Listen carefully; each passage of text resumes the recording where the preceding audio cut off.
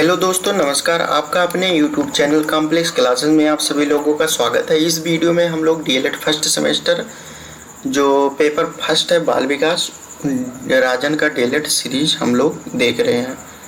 ये class number 5 है और इसमें जो है लघु उत्तरीय प्रश्नों को हम लोग देख रहे हैं।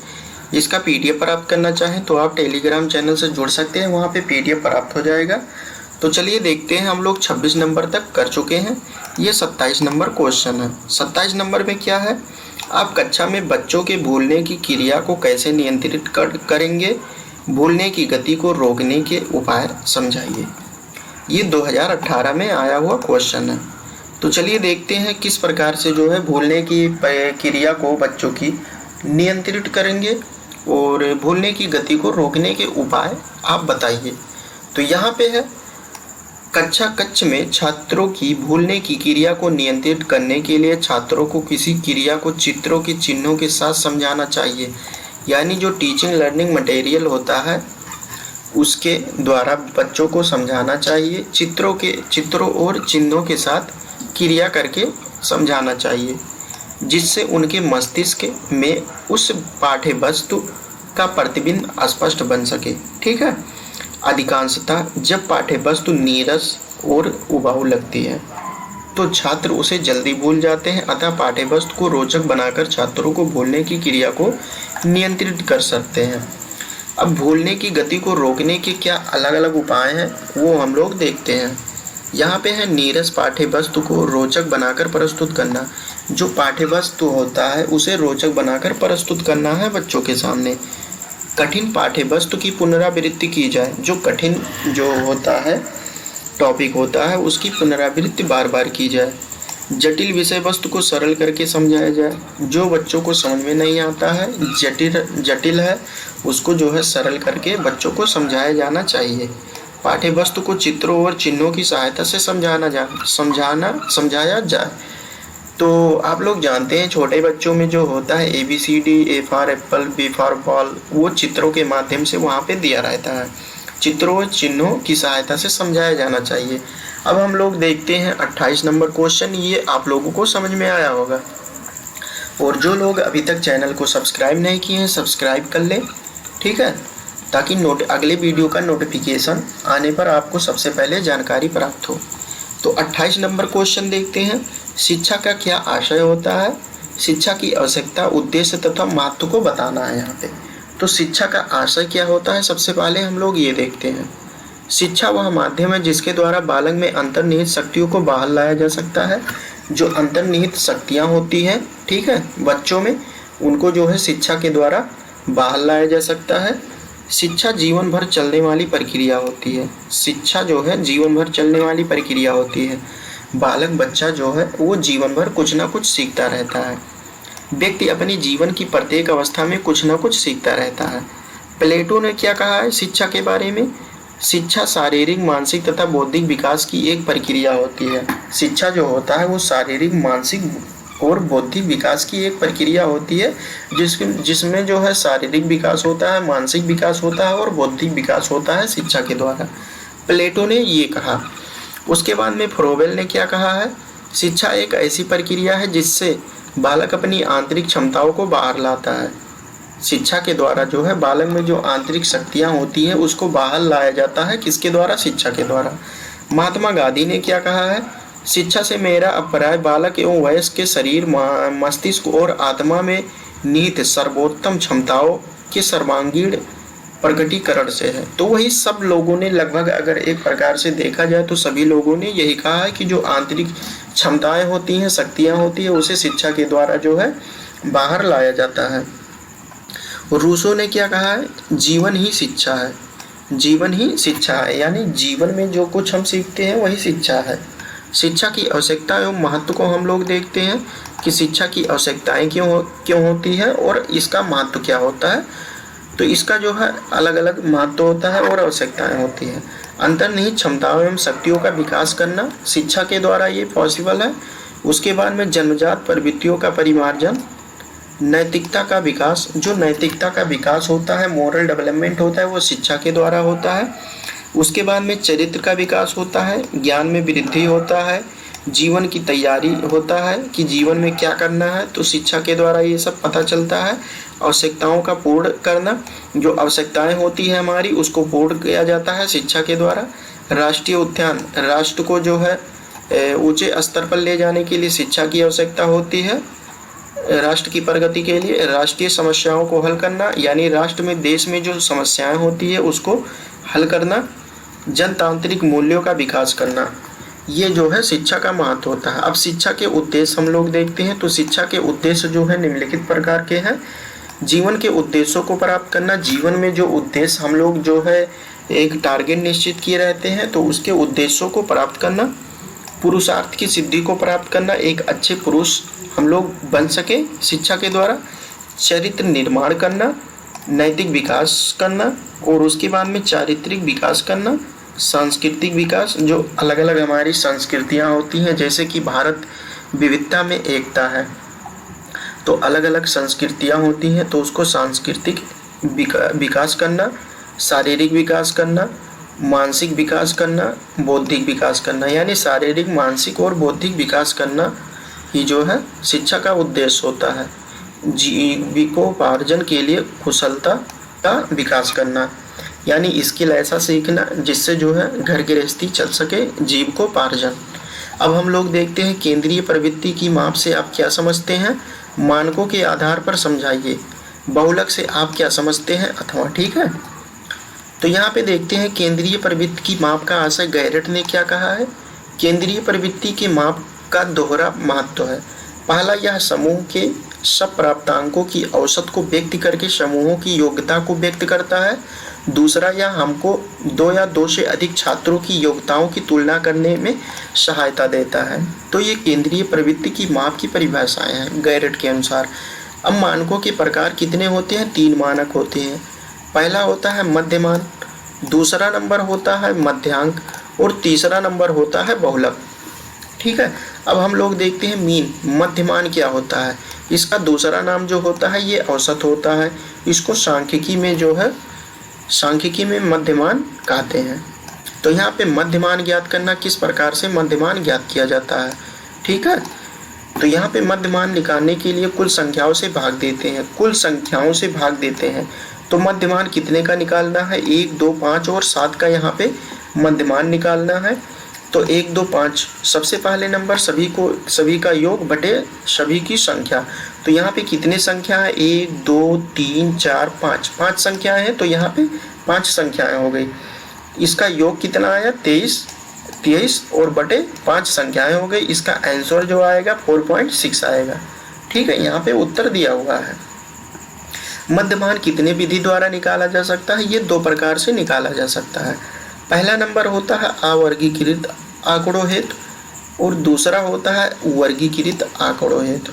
अवर्गीकृत आंकड़ों हेतु क्या प्रयोग किया जाता है, प्राप्तांकों का योग बटे प्राप्तांकों की संख्या। ये जो ऊपर दिया हुआ है यहाँ पे प्राप्तांकों का योग बटे प्राप्तांकों की संख्या, कितनी संख्याएं होती है, तो इसका जो है सम यहाँ पे ले लिया गया है, ठीक है। और ये मीडियम निकल गया है। वर्गीकृत आंकड़ों हेतु यहाँ पे ये फार्मूला है, आप लोग याद कर सकते हैं, ठीक है। यहाँ पे यम क्या है, यम जो होता है ये मध्यमान होता है। उसके बाद में ये योग का सिंबल है, और यह जो है आवृत्तियाँ होती हैं, फ्रीक्वेंसी। वर्गांतरों के मध्य बिंदु होते हैं एक्स, और यन जो होता है आवृत्तियों का योग होता है। अब मीडियम, मध्यांक क्या होता है, मध्यांक केंद्रीय प्रवृत्ति का मान या मापक है। बहुलक क्या होता है, बहुलक केंद्रीय प्रवृत्ति के मान का मापक है। अब यहाँ पे ये सूत्र पूछता है, ठीक है, बहुलक बराबर 3 गुणे माध्यिका -2 माध्य होता है। तो ये आप लोग याद कर सकते हैं, ये 1 नंबर में भी आ सकता है, ठीक है। ये जो है ये 1 नंबर में भी आ सकता है और ऑब्जेक्टिव में भी आ सकता है, इसीलिए ये इम्पॉर्टेंट हो जाता है। अब हम लोग देखते हैं थार्नडाइक के गौड़ नियमों की विवेचना कीजिए। तो थार्नडाइक के मुख्य नियम 3 थे और गौड़ नियमों की संख्या 5 थी। तो पहला नंबर देखते हैं बहुअनुक्रिया का नियम। यहाँ पे बहुअनुक्रिया का नियम, इस नियम के अनुसार नवीन परिस्थितियों में प्राणी तब तक अनुक्रिया करता है जब तक उसे वांछित सफलता नहीं मिल जाती है। यानी प्राणी तब तक अनुक्रिया करता है, कब तक करता है, जब तक उसको वांछित सफलता नहीं मिल जाती है। ठीक है। उसके बाद में यहाँ पे देखते हैं मनोवृत्ति का विकास। इस नियम के अनुसार सीखने की प्रक्रिया व्यक्ति के समग्र दृष्टिकोण या मनोवृत्ति से निर्देशित होती है। प्राणी उसी कार्य को अच्छे ढंग से करता है जिसे वह करने की मनोवृत्ति रखता है। ठीक है, मनोवृत्ति रखता है। उसके बाद में है तीसरा नंबर है आंशिक क्रिया का नियम। इस नियम के अनुसार प्राणी सीखने की परिस्थिति में सुसंगत एवं असंगत तथ्यों को पहचान कर केवल सुसंगत तथ्यों के प्रति अनुक्रिया करता है। सादृश्यता का नियम, इसके अनुसार प्राणी नई परिस्थितियों में उसी प्रकार से अनुक्रिया करता है जिस तरह की अनुक्रियाएं वह लगभग समान या सादृश्य परिस्थितियों में पूर्व में करके सफलता प्राप्त कर चुका है। साहचर्यात्मक रूपांतरण का नियम, इस नियम के अनुसार किसी संवेदनशील परिस्थिति से जोड़कर प्राणी में ऐसी कोई भी अनुक्रिया कराई जा सकती है जिसे करने में वह समर्थ है। वस्तुतः यह नियम अनुबंधन के सिद्धांत की ओर संकेत करता है। तो यहाँ पे 30 नंबर क्वेश्चन हो गया। हम लोग जो है 31 नंबर देखते हैं। 31 नंबर में क्या क्या है। ठीक है, 31 नंबर में थॉर्नडाइक के मुख्य नियम, यहाँ पे जो है मुख्य नियमों की चर्चा हम लोगों को करना है। तो मुख्य नियम में सीखने के तत्परता के नियम से आप क्या समझते हैं? तो अभ्यास का नियम, प्रभाव का नियम और तत्परता का नियम। तो मुख्य नियम में जो है 3 नियम होते हैं। 3 नियम होते हैं। पहला नंबर क्या हो गया? अभ्यास का नियम। ठीक है, अभ्यास का नियम हो जाएगा। उसके बाद में दूसरे नंबर पे क्या हो जाएगा? प्रभाव का नियम। और तीसरे नंबर पे जो होगा वो होगा तत्परता का नियम। तो हम लोग देखते हैं थॉर्नडाइक के मुख्य नियम जो हैं। तो पहला नंबर देखते हैं अभ्यास का नियम। अभ्यास के नियम में हम लोगों को क्या देखना है? अभ्यास का नियम क्या होता है? इस नियम के अनुसार अन्य बातों के समान होने पर अभ्यास से उद्दीपन व अनुक्रिया के बीच का संबंध सुदृढ़ होता है। किसके किसके? यहाँ पे अभ्यास से उद्दीपन, ठीक है, उद्दीपन व अनुक्रिया के बीच जो है संबंध सुदृढ़ होता है। उसके बाद में इस विपरीत अभ्यास अथवा पुनरावृत्ति की कमी इस बंधन को शिथिल करती है। सीखने का मनोवैज्ञानिकों के द्वारा यह नियम स्वीकार किया गया है। तो यह नियम जो होता है ये मनोवैज्ञानिकों के द्वारा स्वीकार किया गया हुआ है तथा प्राणियों के दिन प्रतिदिन के क्रियाकलापों में अभ्यास के इस नियम को स्पष्ट रूप से देखा जा सकता है। अभ्यास का नियम है, अभ्यास के इस रूप को देखा जा सकता है। जैसे है करत करत अभ्यास के जड़ मत होत सुदान, रसरी आवत जात के सिल पर पड़त निशान। तो ये होता है अभ्यास का नियम के एग्जाम्पल जो अभी हमने कहा है। अब दूसरा नंबर देखते हैं प्रभाव का नियम।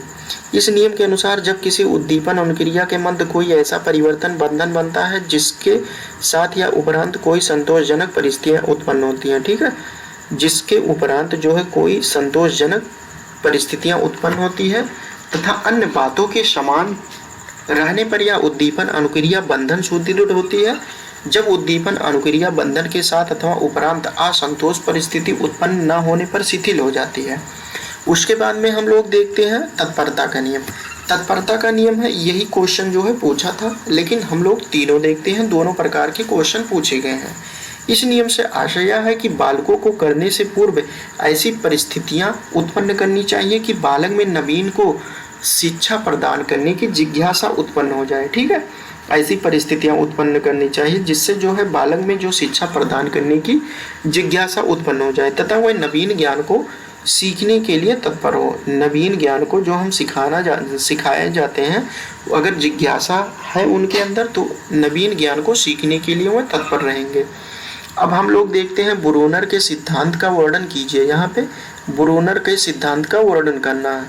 तो चलिए देखते हैं।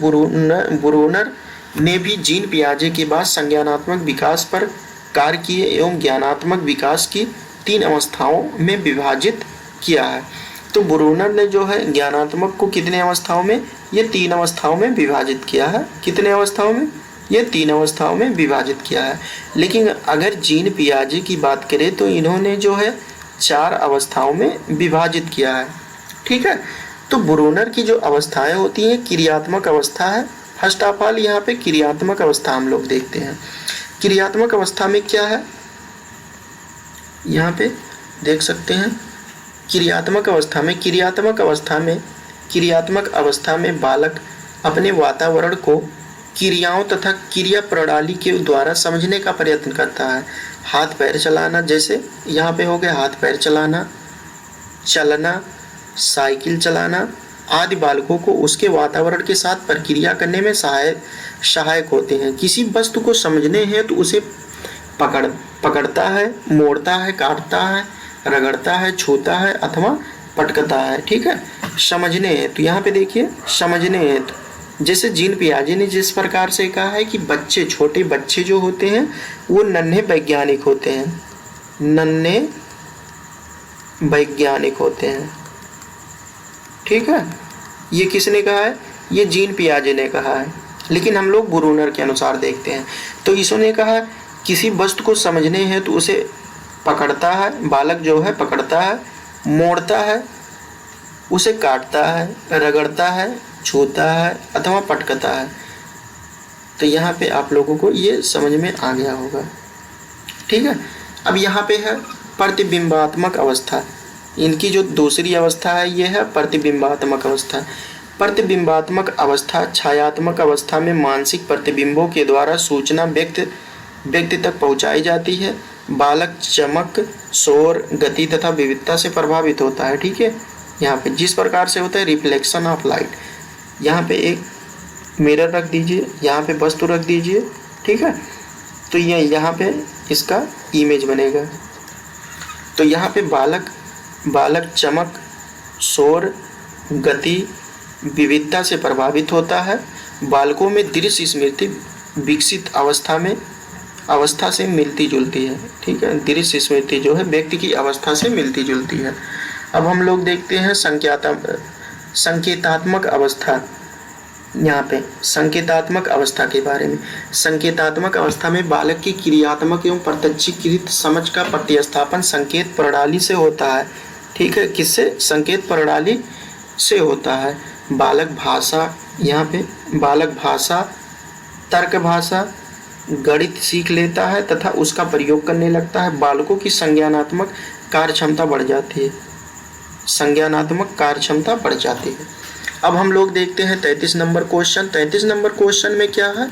यहाँ पे बाल विकास में अधिगम को प्रभावित करने वाले बाल विकास जो होता है, बाल विकास। ठीक है।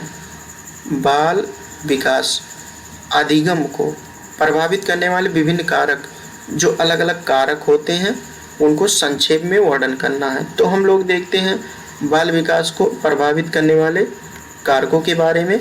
बाल विकास को अधिगम को प्रभावित करने वाले निम्नलिखित कारक हैं। ठीक है। जैसे हो गया अधिगम से संबंधित कारक निम्नलिखित हैं, यहाँ पे देख सकते हैं। उसके बाद में अधिगम की इच्छा कौन कौन से संबंधित कारक है? अधिगम की इच्छा, शैक्षिक योग्यता, बुद्धि, आकांक्षा का स्तर। ठीक है। उसके बाद में शारीरिक व मानसिक स्वास्थ्य, संवेगात्मक स्थिति, परिपक्वता, प्रशिक्षण, सीखने का सामान्यीकरण करने की योग्यताएं जो होती है। ठीक है। तो यहाँ आप लोगों को ये अधिगमकर्ता से संबंधित जो कारक होते हैं अलग अलग, वो यहाँ पे हम लोग देख चुके हैं। अब देखते हैं शिक्षा संबंधित कारक। शिक्षा संबंधी जो कारक होते हैं, शिक्षा संबंधी कारक होते हैं सबसे पहले विषय का ज्ञान होना चाहिए, शिक्षक का व्यवहार अच्छा होना चाहिए, शिक्षण विधियाँ क्या क्या होती है, और व्यक्तिगत भेदों का ज्ञान होना चाहिए। अलग अलग प्रकार से जो व्यक्तिगत विभिन्नता होती है, अलग अलग प्रकार के बच्चे होते हैं क्लास में, किस बच्चे को कौन सी शिक्षण विधि जो है अपना के उसको समझाया जा सकता है। मनोविज्ञान का ज्ञान होना चाहिए, बाल केंद्रित शिक्षा पर बल देना चाहिए, और समय सारणी होना चाहिए, और अनुशासन होना चाहिए। अब विषय वस्तु से संबंधित कारक हम लोग देखते हैं। सब्जेक्ट, यहाँ पे विषय वस्तु की प्रकृति किस प्रकार से होनी चाहिए, विषय वस्तु का आकार किस प्रकार से होना चाहिए, विषय वस्तु को प्रस्तुत करने की क्रम, जो अलग अलग क्रम होते हैं वो किस प्रकार से होना चाहिए। ठीक है। और भाषा किस प्रकार से होनी चाहिए, विषय वस्तु की उद्देश्य पूर्णता क्या होनी चाहिए। यहाँ पे उद्देश्य पूर्णता क्या होनी चाहिए, दृश्य श्रव्य सामग्री का प्रयोग जो है किस प्रकार से होना चाहिए। उसके बाद में है विभिन्न विषयों का कठिन स्तर, अलग अलग जो स्तर होते हैं उसके क्या होना चाहिए। अब चौथा नंबर देखते हैं वातावरण से संबंधित कारक, जो वातावरण होते हैं उससे संबंधित कारक। शिक्षा के अनौपचारिक साधन, जो अलग अलग साधन होते हैं शिक्षा के अनौपचारिक साधन, ठीक है, यहाँ पे औपचारिक साधन होने चाहिए, यहाँ पे शिक्षा के अनौपचारिक साधन होने चाहिए। उसके बाद में शिक्षा के निरौपचारिक साधन और वंशानुक्रम, ये पेन थोड़ा चेंज कर लें, उसके बाद में फिर देखते हैं। यहाँ पे सामाजिक एवं सांस्कृतिक वातावरण कैसा होना चाहिए, वो ये वातावरण से संबंधित कारक होते हैं। उसके बाद में है भौतिक वातावरण कैसा होना चाहिए, पारिवारिक वातावरण हो गया, और मनोवैज्ञानिक वातावरण किस प्रकार से होना चाहिए। तो ये वातावरण से संबंधित ये सभी कारक हो गए।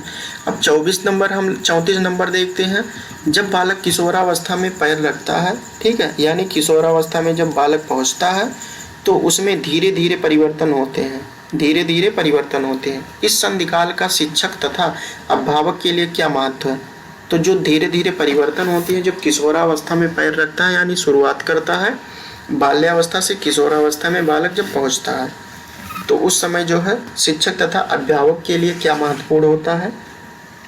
यहाँ पे है जब बालक किशोरावस्था में पैर रखता है, ठीक है, किशोरावस्था में जब पैर रखता है तो उसकी वह संधि होती है, वह संधि से कहते हैं, वह धीरे धीरे बाल्यावस्था से किशोरावस्था की ओर अग्रसर होता है, बाल्यावस्था से किशोरावस्था की ओर अग्रसर होता है। उसका शरीर किशोरों की तरह परिवर्तित होने लगता है, जो शारीरिक परिवर्तन होता है वो शुरू हो जाता है, लेकिन मन एवं समय अभी बाल्यकाल में ही होता है। मन और समय अभी बाल्यकाल में ही होता है। शिक्षक तथा अभिभावक को इस समय उसको बहुत सहजता से किशोरावस्था के लिए तैयार करना चाहिए। तो यहाँ पे क्वेश्चन में यही पूछा है कि शिक्षक और अभिभावक को इस समय उसको बहुत सहजता से किशोरावस्था के लिए तैयार करना चाहिए। उसका निर्देशन स्वाभाविक होना चाहिए, उसके साथ सहानुभूति व्यवहार करना चाहिए, ठीक है, अच्छा व्यवहार करना चाहिए। इस समय शिक्षक तथा अभिभावकों को उसके तेजी से होने वाले संवेगात्मक विकास, जो अलग अलग संवेगात्मक विकास होते हैं, इमोशनल डेवलपमेंट, उसको समझना चाहिए। परिवार और अभिभावक को उसकी विरोधी मनोदशा को स्थिर करने का प्रयास करना चाहिए। जो विरोधी मनोदशा होती है, जिस प्रकार स्टेनली हॉल ने कहा है कि जो है किशोरावस्था जो होता है वो दबाव, तनाव और तूफान की अवस्था होता है। तो यहाँ पे विरोधी मनोदशा जो होती है उसको प्रयास करना चाहिए स्थिर करने का। अब यहाँ पे व्यक्तित्व मापन की जो प्रक्षेपी विधियाँ होती हैं उसको हम लोग देखने वाले हैं कि प्रक्षेपी विधियाँ क्या क्या होती हैं। तो व्यक्तित्व मापन की प्रक्षेपी विधियाँ, ये क्वेश्चन कब आया हुआ है, ये 2019 में क्वेश्चन आया हुआ है। तो पहला नंबर है रोसा परीक्षण, रोसा एवं स्याही परीक्षण।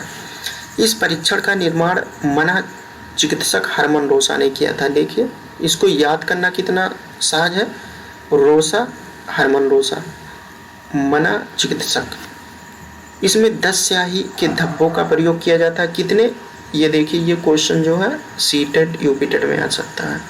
10 स्याही के धब्बों का प्रयोग किया जा सकता है।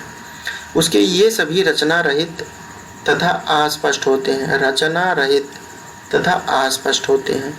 इसके आधार पर बालक के व्यक्तित्व का विश्लेषण किया जा सकता है, यानी पर्सनालिटी का विश्लेषण किया जा सकता है। दूसरा नंबर देखते हैं विषय संप्रत्यक्ष परीक्षण, ठीक है, ये दूसरा नंबर है। यह प्रक्षेपी परीक्षण TAT, थेमेटिक एप्रिसिएशन टेस्ट इसे कहते हैं, के नाम से जाना जाता है। इसका निर्माण जो है 1935 में मॉर्गन एवं मुर्रे ने किया है, ठीक है, ये मुर्रे ने किया है। इसमें कुल जो है 30 कार्ड होते हैं, यहाँ पे 30 कार्ड होते हैं और कार्डों का प्रयोग परीक्षार्थी की आयु एवं लिंग के आधार पर किया जाता है। परीक्षार्थी की जो आयु होती है और लिंग होता है, मेल फीमेल, अलग अलग लोगों के लिए अलग अलग किया जाता है। पूरे परीक्षण को 2 भागों में बांटते हैं। कौन कौन से? पूरे परीक्षण में केवल 20 चित्रों का प्रयोग किया जाता है। इसमें ये क्वेश्चन पूछता है कि कितने इसमें विषय संप्रत्य परीक्षण TAT, इसमें जो खाली कार्डों की संख्या होती है कितना का प्रयोग किया जाता है? तो यहाँ पे खाली कार्डों की संख्या जो होती है ये होता है 10 नंबर, 10 चित्र जो खाली कार्ड होते हैं। और उसके बाद में प्रयोग कितने का किया जाता है? तो प्रयोग जो किया जाता है यहाँ पे 20 कार्डों का प्रयोग किया जाता है और टोटल कार्ड इसमें होते हैं ये 30 कार्ड होते हैं। ठीक है, तो इतना आप लोगों को समझ में आया होगा, इतना हम आशा करते हैं। उसके बाद में है तीसरा नंबर शब्द साचर परीक्षण। शब्द यहाँ पे शब्द साचर परीक्षण, यह विधि व्यक्तिगत निर्धारण की पुरानी विधि है। ये जो है पुरानी विधि है, पर्सनालिटी जो है चेक करने की पुरानी विधि है। इसमें उद्दीपन तथा अनुक्रिया के संबंध का मूल्यांकन किया जाता है। उद्दीपन तथा अनुक्रिया के संबंध का मूल्यांकन किया जाता है। किसका? उद्दीपन तथा अनुक्रिया का। अब सांख्यिकी के महत्व को संक्षेप में लिखिए। जो सांख्यिकी होता है उसके महत्व को हमें संक्षेप में लिखना है। तो यहाँ पे देखते हैं सांख्यिकी के जो महत्व होते हैं। राज्य एवं सार्वजनिक संस्थानों के लिए सांख्यिकी महत्वपूर्ण होता है। प्रबंधन तथा व्यवस्था के लिए सांख्यिकी महत्वपूर्ण होता है। व्यापार, वाणिज्य तथा उद्योग के लिए सांख्यिकी बहुत ही महत्वपूर्ण होता है। उसके बाद में 4 नंबर यहाँ देखते हैं। 4 नंबर में है बैंक हो गया, बीमा कंपनी हो गया तथा रेलवे प्रशासन के लिए भी सांख्यिकी का अति महत्वपूर्ण होता है। उसके बाद में 5वां नंबर है शिक्षा तथा मनोविज्ञान में छात्रों की रुचि, बुद्धि, योग्यता और उनकी प्रगति का माप सांख्यिकी रीतियों के द्वारा संपन्न होता है। चिकित्सा विज्ञान में नई नई औषधियों की खोज, रोग के कारण और रोकथाम के उपाय और उनकी सफलता का अध्ययन सांख्यिकी के द्वारा ही किया जाता है। अब हम लोग देखते हैं 38 नंबर क्वेश्चन। 38 नंबर में क्या है? कल्पना से आप क्या समझते हैं? इमेजिनेशन। तो ये क्वेश्चन हम लोग जो है कर चुके हैं, फिर भी देख लेते हैं कल्पना होता क्या है। सबसे पहले देखते हैं कल्पना का संबंध अतीत के अनुभव से होता है। अतीत मतलब बीता हुआ जो रहता है उसी के बारे में हम जो सोचते हैं उसी को कल्पना कहते हैं। कल्पना में सदैव नवीन का तत्व विद्यमान रहता है। कल्पना हम करते हैं कि जो है आगे क्या होगा, नवीन का तत्व विद्यमान होता है। ये अतीत के अनुभव से होता है। ठीक है, जो अनुभव हम जो पीछे से जो अनुभव प्राप्त किए रहते हैं उसके अनुभव द्वारा भविष्य में क्या होता है उसकी हम कल्पना करते हैं। उसके बाद में है जब बालक किसी तत्व की कल्पना करता है तो वह कुछ नवीनता का अनुभव करता है। यहाँ पे देखिए, जब कोई बालक जब इमेजिनेशन करता है, कल्पना करता है, तो वह कोई नवीन कार्यों के बारे में कल्पना करता है कि आगे वाला कार्य किस प्रकार से किया जाए। सामाजिक संपर्क बढ़ाने के लिए कल्पना आवश्यक होती है। बालक कल्पना के द्वारा अपने पूर्वानुभव से निष्कर्ष निकालकर जो नवीन सामग्री प्राप्त करता है उसी का पुनर्गठन करता है। कल्पना बालक की रचनात्मक शक्तियों का विकास करता है। कल्पना के द्वारा बालक की जो रचनात्मक शक्तियाँ होती है उसको वो विकास करता है, विकसित करता है। कल्पना को मानसिक क्रिया कहा जाता है। कल्पना जो होती है वो मानसिक क्रिया के द्वारा होती है। इसमें हम पूर्व अनुभव के आधार पर किसी नवीन रचना का निर्माण करते हैं। जो हमें पूर्व अनुभव प्राप्त हुआ है उसी के आधार पर नवीन रचना का निर्माण करते हैं। ठीक है, उसके बाद में कल्पना की परिभाषा, अलग अलग लोगों ने जो कल्पना की परिभाषा दी है उसके बारे में हम लोग देखते हैं। पहला है डम्बिल के अनुसार। डम्बिल ने क्या कहा है? मनोविज्ञान में कल्पना शब्द का प्रयोग सब प्रकार की प्रतिमाओं के निर्माण को व्यक्त करने के लिए किया जाता है। ठीक है, उसके बाद में रायबर्न ने क्या कहा है? रायबर्न ने क्या कहा है? कल्पना हमारी प्रतिमाएं, यहाँ पे एक मिनट, कल्पना हमारी प्रतिमाओं को नवीन ढंग से प्रयोग करने की शक्ति होता है। यह हमको अतीत के अनुभवों को किसी ऐसी वस्तु की रचना करने में सहायता देता है जिसका पहले कभी अस्तित्व न था। ठीक है, तो यहाँ पे ये समझ में आ गया होगा कि कल्पना क्या होता है। उसके बाद में हम लोग देखते हैं 39 नंबर क्वेश्चन। सीखने में परिपक्वता का योगदान क्या होता है, जो सीखा जाता है उसमें परिपक्वता का योगदान क्या होता है, इसको हम लोगों को देखना है। तो सबसे पहले देखते हैं सीखना और परिपक्वता, लर्निंग एंड मैच्योरेशन। ठीक है, सीखना और परिपक्वता आपस में संबंधित होते हैं, ये एक दूसरे से संबंधित होते हैं। ये दोनों मिलकर, यहाँ पे देख सकते हैं, यहाँ ये देखना है हमको। ठीक है, पेन थोड़ा ठीक से चल नहीं पा रहा है, चलो फिलहाल ठीक है, देखते हैं। 1 मिनट।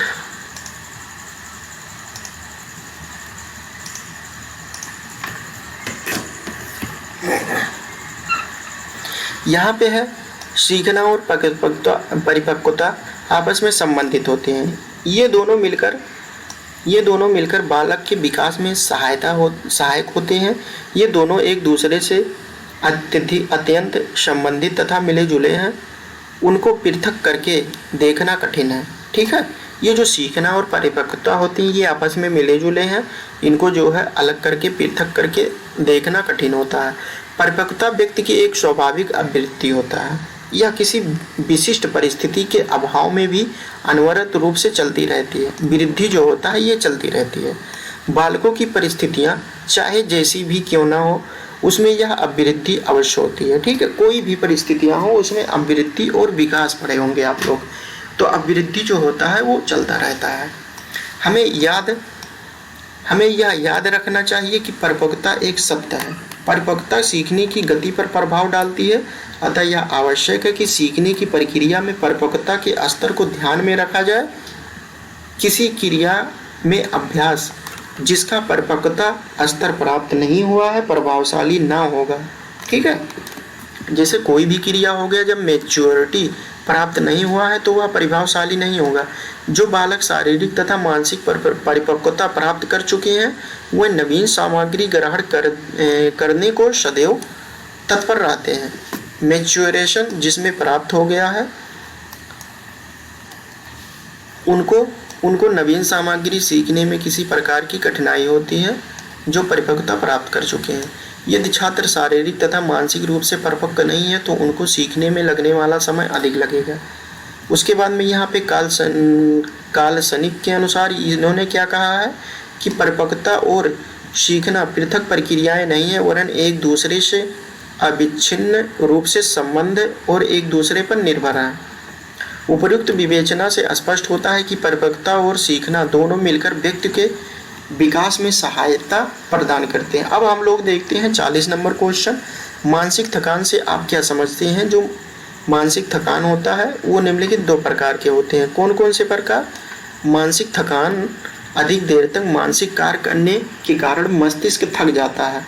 यह वह अवस्था होती है जब व्यक्ति कोई कार्य नहीं करना चाहता है, अवधान का केंद्रीकरण नहीं हो पाता। अवधान मतलब ध्यान का केंद्रीकरण, किसी वस्तु पर ध्यान केंद्रित नहीं कर पाता है।